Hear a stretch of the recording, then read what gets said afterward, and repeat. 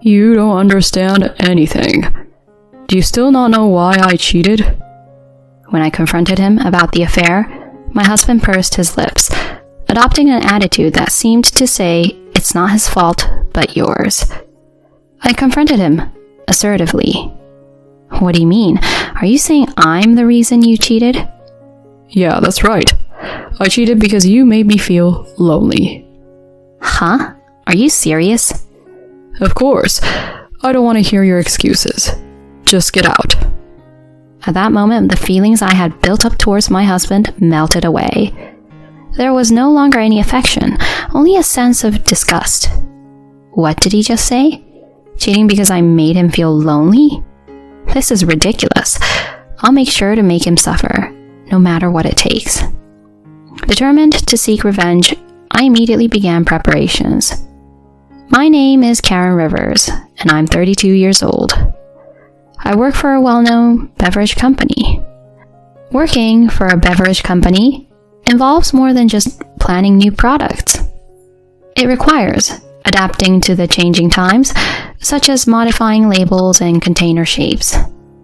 Especially for beverages featured in commercials, one must come up with memorable catchphrases and label designs.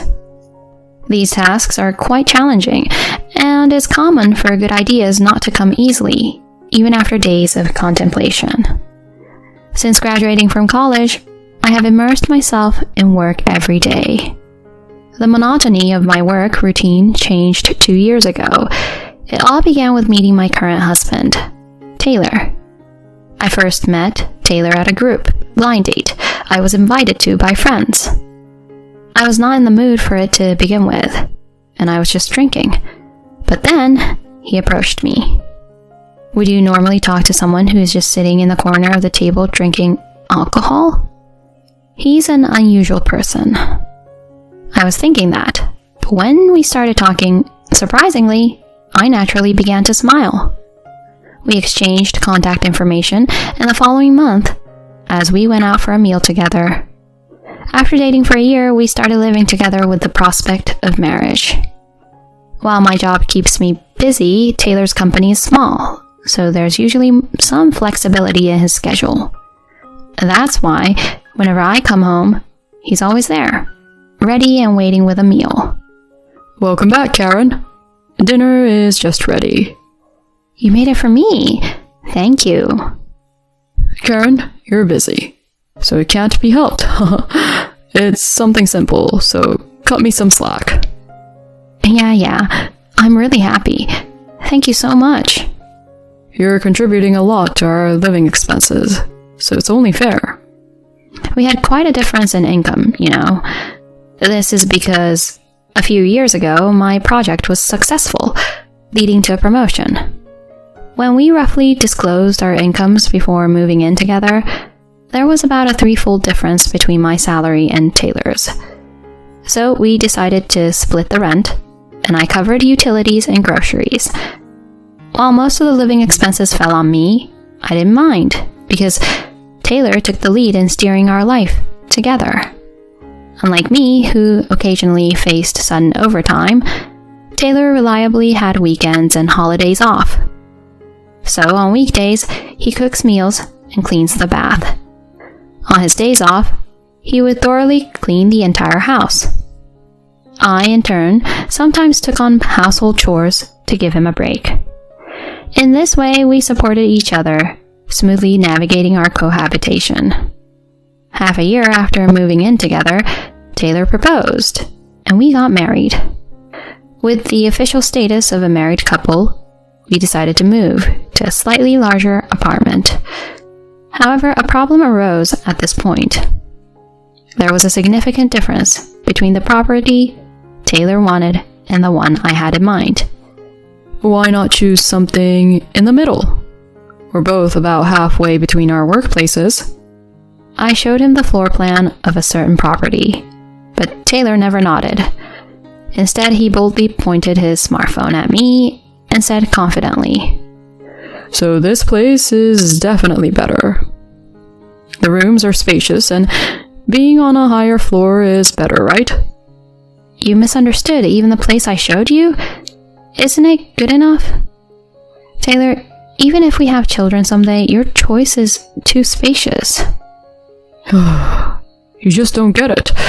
You can never have too much space. Besides, Karen, you can wake up earlier, right? I'm not a morning person, so I want to live somewhere close to the office. What's that? It's not all about your convenience. I do most of the household chores, so it's fine, right? Karen, just focus on your work. Despite several discussions, my husband didn't budge an inch. Instead, he aggressively pushed his opinions. Since he was unyielding, we eventually moved to the property he suggested. It was a relatively small high-rise apartment, and the room he contracted was on the 7th floor. The rent jumped several times, visibly increasing our expenses. On top of that, he said, I want to get all new furniture and appliances. And I ended up buying everything with my own money. Initially, as before, we split the rent, and I covered utilities and groceries.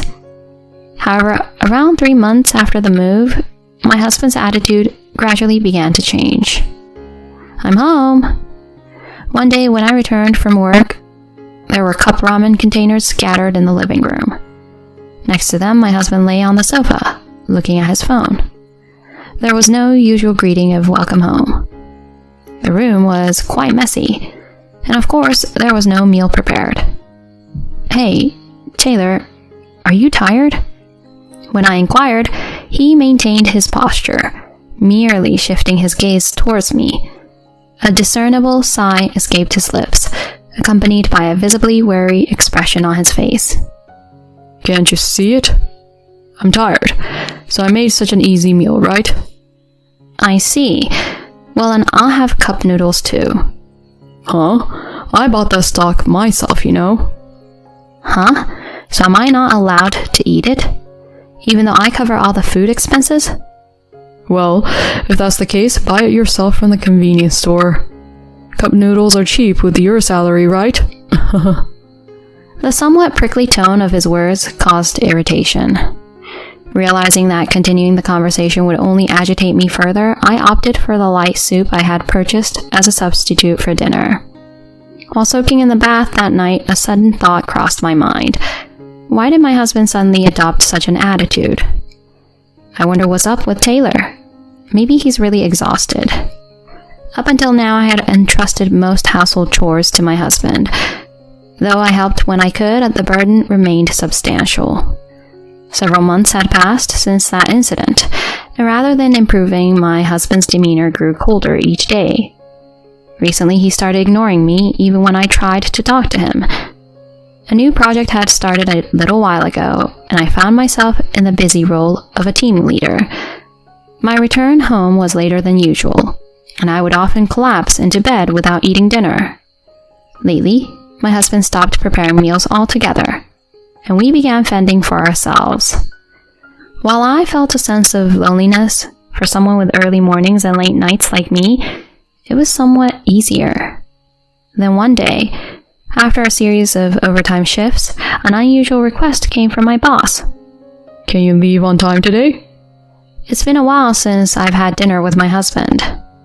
So I went to the supermarket to buy his favorite potato au gratin and roast beef, and bought 2 tarts at a cake shop. However, no matter how long I waited, my husband didn't return. The time was already past 7 p.m. My husband always gets off work on time, so no matter how late he gets off at work, he should be home by 6 p.m.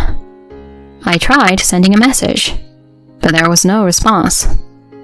Time passed with no indication, not even a red receipt. What's going on with Taylor?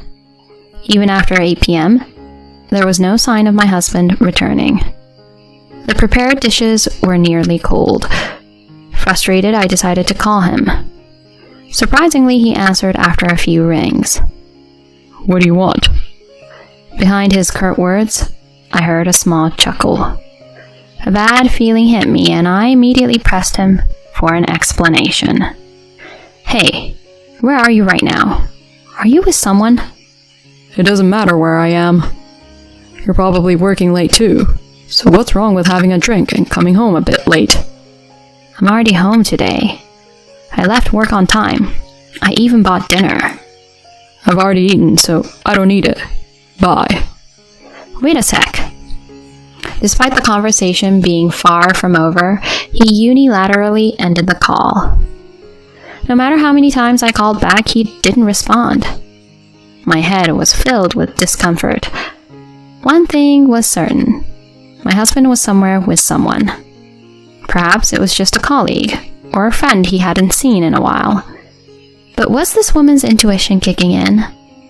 I could sense he was hiding something in his tone and demeanor. So I decided to open my husband's room and started searching for something. Found it, the one he always used. This is the tablet my husband usually uses. He recently purchased a new one, so this tablet is not in use right now. If he's cheating, I thought there might be evidence on this device he used until recently. I turned on and charged the tablet. Perhaps because it was replaced with a new one, but the tablet was unlocked, and I was able to open it right away. I went through the apps in it and casually opened the mail folder, where I finally found what I was looking for. I knew it. Taylor was cheating on me. There was an email history of my husband communicating with his affair partner.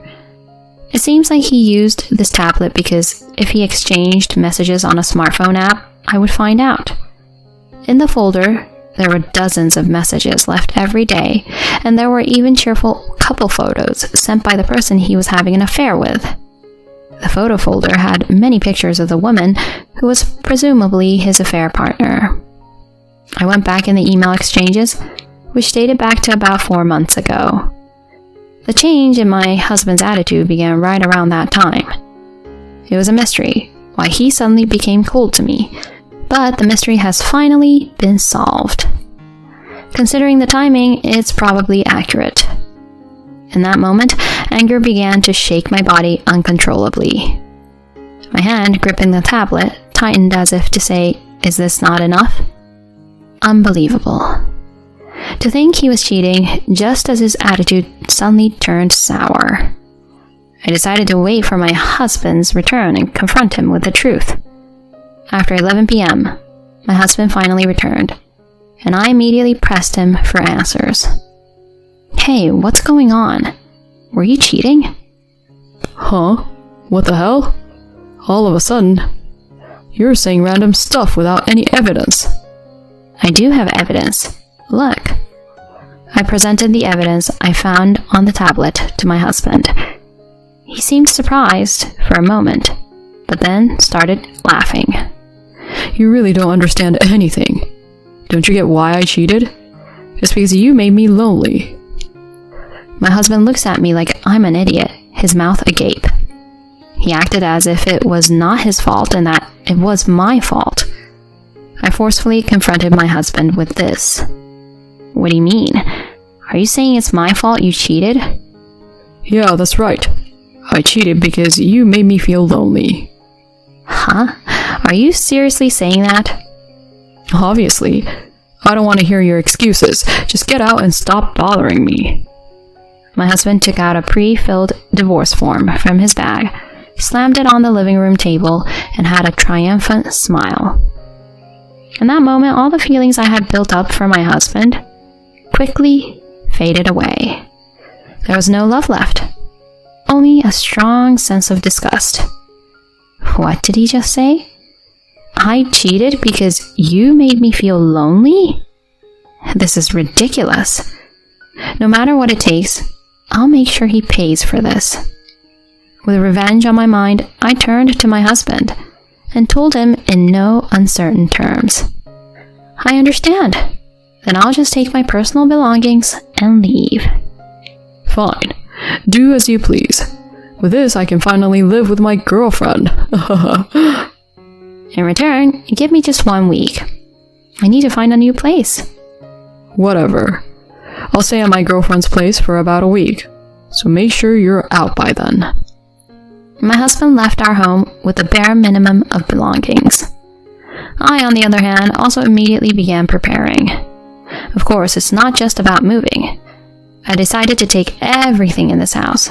meaning all the furniture and appliances I purchased with me. On that day, I packed up some of my belongings, and the next day I contacted the moving company. After signing a contract for a monthly apartment for temporary stay, I left home. 2 days had passed since I moved into the monthly apartment. We had already submitted the divorce papers, and we were complete strangers now.